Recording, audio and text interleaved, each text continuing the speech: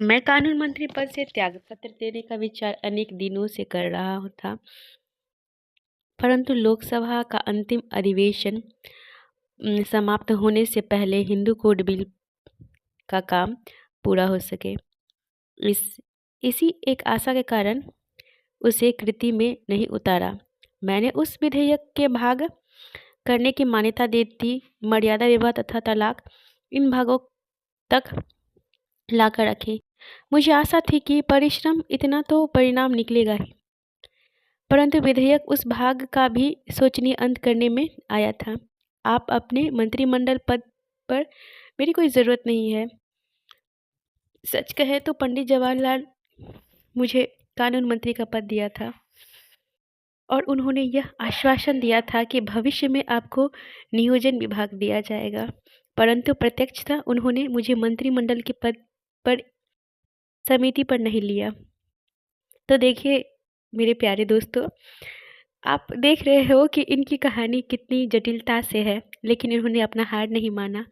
इन्होंने अपनी ज़िंदगी से शिकायतें नहीं की और वो चलते रहे चलते रहे चलते रहे और अंततः विजय हासिल किए। और ये सच कहें तो ये इनकी जीत नहीं है, ये हमारी जीत है, हम बेटियों की जीत है, ये हम पूरे ब्रह्मांड की जीत है।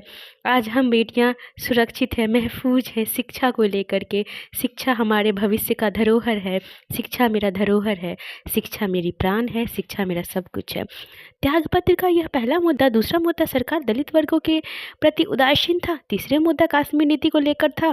कश्मीर का विभाजन करके वह कहा हिंदू तथा बौद्ध जनसंख्या वाला क्षेत्र भारत से जोड़ा जाएगा और मुस्लिम बहुल भाग पाकिस्तान को दे दिया जाए। चौथे मतभेद भारत की विदेश नीति को लेकर था।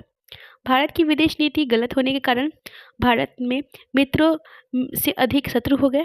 इस गलत नीति के कारण बहुत पैसे खर्च करना पड़ता है। वही आपातकाल के समय ऐसा एक भी मित्र नहीं है जो भारत को मदद करेगा। त्यागपत्र देने का पांचवा मुद्दा हिंदू कोड बिल था।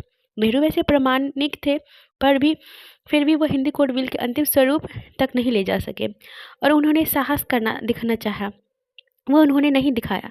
मैं बीमार हूँ इसीलिए मैं मंत्रिमंडल नहीं आऊँगा, वरन निराश के कारण मैंने त्यागपत्र दिया। बीमारी के कारण बता कर कर्तव्य का त्याग करने वाला मैं आदमी नहीं हूँ।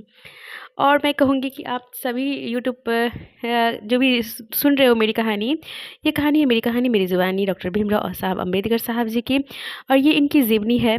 अब मैं तहे दिल से आप सभी का शुक्रगुजार करती हूँ कि आप मेरे यूट्यूब परिवार को सब्सक्राइब किए हो और शेयर किए हो और बेल आइकन को ज़रूर प्रेस कर दीजिएगा, जिससे आने वाली वीडियोस के बारे में नोटिफिकेशन मिलेंगे। मैंने यहाँ पे सारे अध्याय पढ़ के सुनाया है और मैं तहे दिल से कहती हूँ, मैं अपना एक्सपीरियंस बताती हूँ।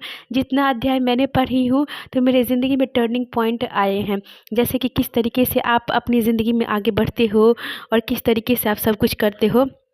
ठीक है, तो बाबा साहेब जी हमारे ज़िंदगी के प्रेरणादायक है और मैं इनको कहती हूँ सही बात, मैं एक छोटी सी लड़की हूँ, मैं इनका नाम रखी हूँ जगत पिता। जगत के पिता है ये, कैसे नहीं पिता है? पिता वो जो बेटी को महफूज करे, और बेटी को महफूज कौन करेगा? शिक्षा, हमारा कानून व्यवस्था।